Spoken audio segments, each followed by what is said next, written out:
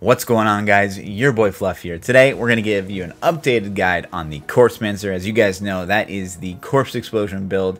Very popular in Season 11, one of my most popular builds, and it gets even more powerful in 2.6.1. So without further ado, let's get into the CorpseMancer. Let's get into the build itself. It has changed in 2.6.1. It's a lot stronger than it used to be. We are running GR70s like butter without any points in Paragon. I personally am able to do, with my Paragon, I can do up to, GR85 in 3 to 5 minutes. But with all Paragon stripped out, 70s are super breezy. And we'll leave a 75 clear at the end of the video, also with no Paragon, super easy. So just like all of our guides, we're going to talk about what skill we're juicing up here. Guys, obviously, we're juicing up Corpse Explosion with close quarters. This is possibly one of the most satisfying skills in the game. Corpse Explosion, see corpses, blow up corpses, watch enemies die, create more corpses, blow up corpses. It's insane. It's so much fun. So how are we going to juice up Corpse Explosion? We are using the Anarius set, which says Bone Armor, activate a swirling bone NATO basically around you, which increases the damage they take from you by 3750. A 3750 damage modifier. So again, that is up 1000% from Season 11, which is pretty cool. We also use the Johnstone here, which again says when Land of the Dead expires, you get 50 stacks of Macabre Knowledge. Macabre Knowledge increases the damage of Corpse Explosion by up to 200%. And we're running as much cooldown as possible here, plus an in-geom, to really reduce the cooldown on Land of the Dead as much as possible. You're going to have really good uptime on Land of the Dead. Once every 2 to 3 elite packs, Land of the Dead's going to be back up. And when you get a Channeling Pylon, oh my god, you are amazing. Channeling Pylon in this build is like probably the best combo in the game. And we're also using, Bane of the Powerful, Bane of the Trap, which obviously give huge flat damage modifiers. We're using trag'oul's Corroded Fang in the cube, which gives us a flat 200% increased damage to enemies that are cursed. And again, we are running Aura of Frailty, so guess what? Mobs are going to be cursed all the time, so we're going to be getting this flat 200% damage increase all the time. We're also running Grasp of Essence, which says when an exploded corpse damages at least one enemy, your Corpse Explosion deals 100% increased damage for 6 seconds, stacking up to 5 times. This is going to be up pretty much 100% of the time, giving you a flat 500% damage modifier on Corpse Explosion. Juicy, juicy.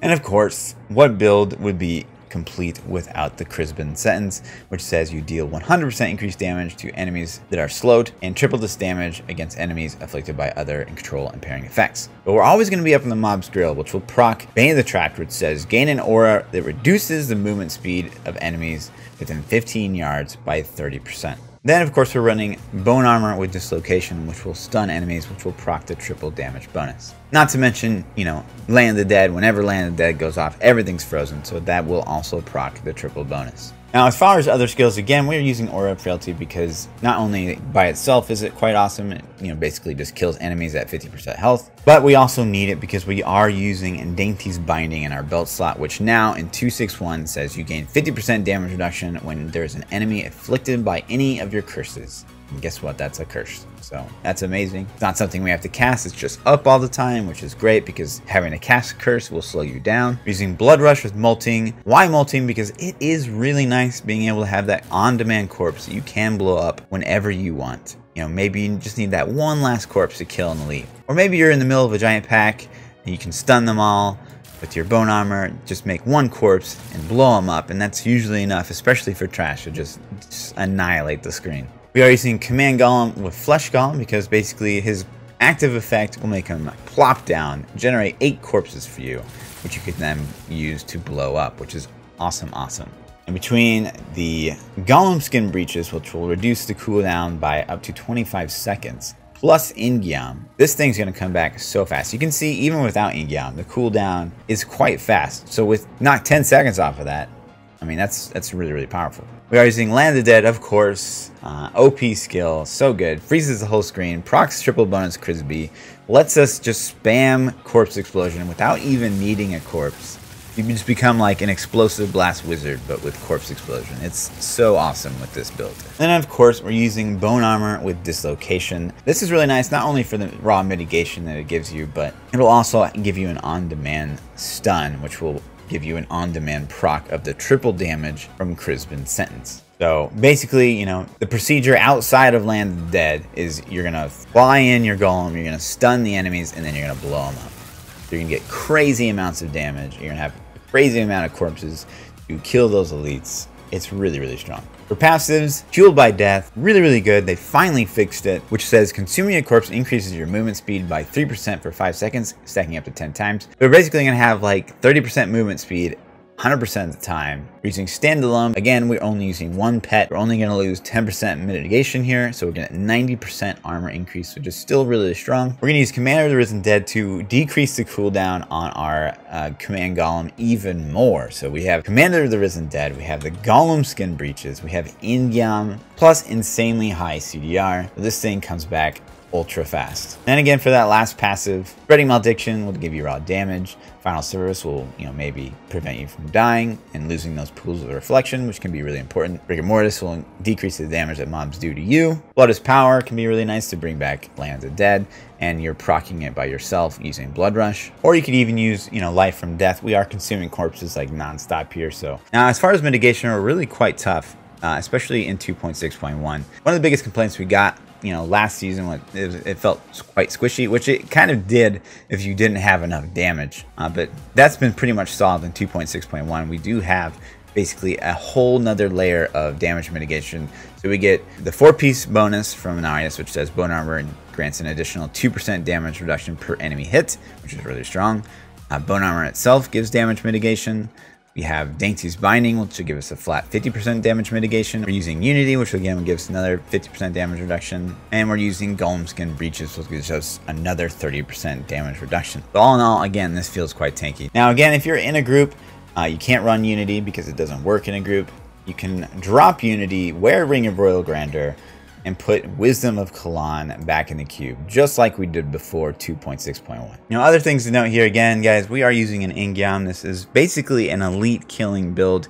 You're trying to hop from elite pack to elite pack, so in-geom is amazing for this. This will also give you 100% uptime on bone armor. So even as you're jumping from elite pack to elite pack, you can basically spam bone armor and make sure enemies are just stunned or even die from your bone armor in between those elite packs. Because it no longer costs essence, you can basically spam it without worry when in-geom is up. And of course, it's an in-geom build, so guess what? We're running Nemesis Bracers. Shrines and Pylons will spawn an enemy champion. Works great. In-geom and Nemesis Bracers are like peas and carrots, guys. Such a good combination. The third gem that we're going to run in this setup is Wreath of Lightning.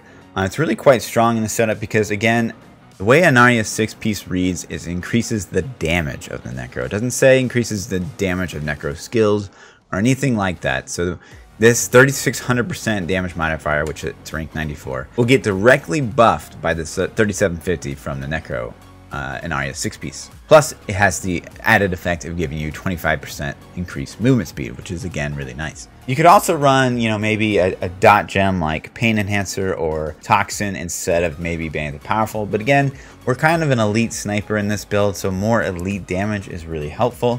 And that's what the Bane of the Powerful provides for us. It's really, really strong. And Bane of the Trap is no-brainer. Straight damage, plus it procs Crisp and Sentence for us. It's so good. The offhand in this build is just a stat sick, so Lost Time, Bone Ringer, whatever you guys want to wear. So that's, gear, that's skills, that's passives. Let's just talk quickly about stat priority here. Again, this is a high cooldown based build, like a lot of our builds. So you're going to want cooldown everywhere you can get it. Gloves, shoulders, helmet, ring slots. Even the neck would be nice. Obviously on the weapon and the offhand, you're going to want cooldown reduction plus a diamond in the helmet. So gearing for cooldown reduction here, we're going to want int, crit damage, crit chance, cooldown reduction on the gloves, shoulders, int bite, cooldown reduction with corpse explosion damage. The helmet, int bite, crit chance with the socket. Chest, int bite, corpse explosion damage with 3 sockets. Belt, int bite, armor and life would be preferred here. Pants, int bite, armor, with sockets. Boots, invite, armor, movement speed. Weapon, damage, intelligence, cooldown reduction, highest damage roll you can possibly get, and socket. Offhand, int, crit chance, cooldown reduction, vitality.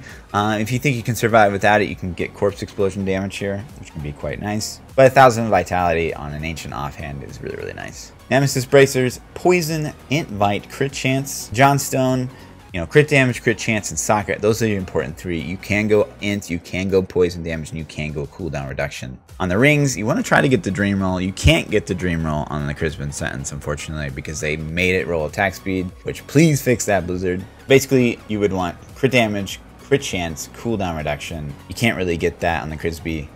So intelligence, crit damage, cooldown reduction would be the dream with the highest, obviously, effect roll you can get on the Crispy. If you're wearing Unity, you want crit damage, crit chance, and increased damage versus elites. Or you could even drop that crit chance for cooldown reduction, because you're going to have quite a bit of crit chance here. But that's basically going to do it for the guide, guys. Hope this covers all the questions you guys have on CorpseMancer coming forward to you guys in 2.6.1. This build is so much fun to play. One of my favorite builds in Diablo of all time. And this is just one of the many powerful builds in the Necromancer's arsenal. If you guys have any more questions, please leave them in the comment section below. We try to get to those as fast as we can. Big shout out to all our subscribers on Twitch.